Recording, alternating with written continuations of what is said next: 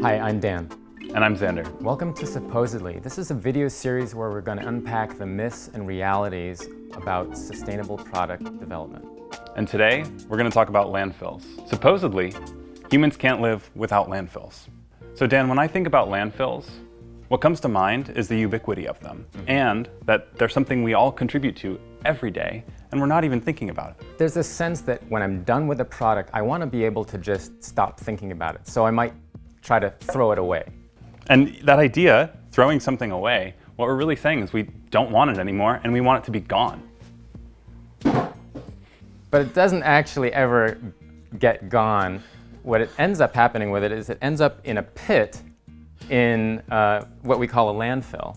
Our landfills are full of toxins, and when landfills, despite them being sealed, accumulate water, rainwater, other kinds of water can come in, those toxins get turned into what's called leachate, which is basically this toxic tea that's going to leach out of the landfill and contaminate the environment around it. Yeah, and then when we're done filling up these pits in the earth that we call landfills, we cap them off with clay and various barriers. And now we've sealed this stuff inside, and what happens is you get this decomposition process that results in methane. And methane is a very potent greenhouse gas, 20 times more potent than carbon dioxide. And it's really going to elevate the temperature of our planet. And already we see the results of what we call climate change.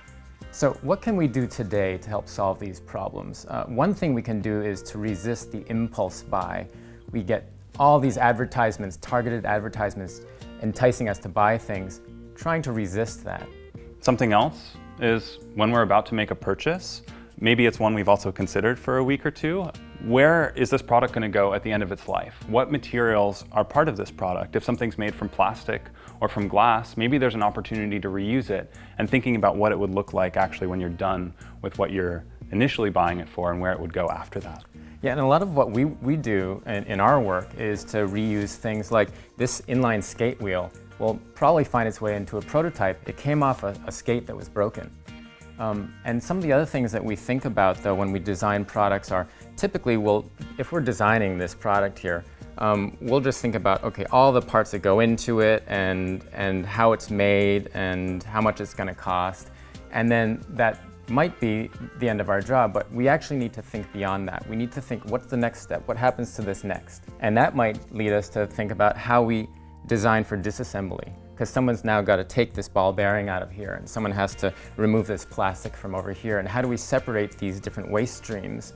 And that brings a whole new chapter to our development process. We have to start thinking about disassembly. And it's breaking the cycle of the default assumption in product development, which might be that we're going to use virgin material.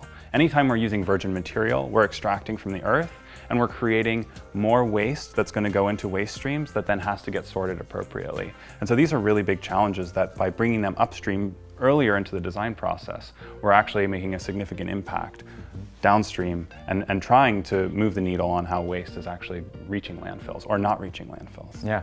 And our clients are partners in this because they come to us trying to solve the world's problems.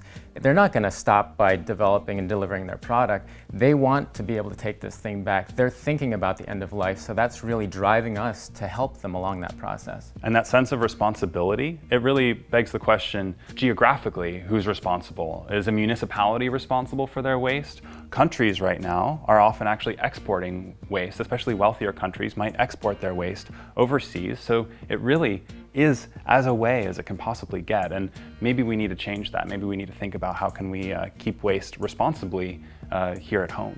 Yeah, just our own communities dealing with our own waste, and manufacturers thinking about how we're going to collect those products from our consumers to take them apart so that we can now use these pieces to make a new product again. And of course, the easiest way to empower a user to do that would actually be to enable them to repair it themselves. And so circular models we're working on with our clients might include repair, design for repair, but they also would include kind of circular models where products might be able to go back for refurbishment or remanufacture, or in the worst case, at least be recycled and ground and melted into the next products. So thanks for joining us today, and please leave us your comments. We'd love to hear any questions you have about any of the topics we discussed or ideas for how to reuse or repair things that might be broken at home. Yep, and we'll see you next time. Stay tuned. Bye.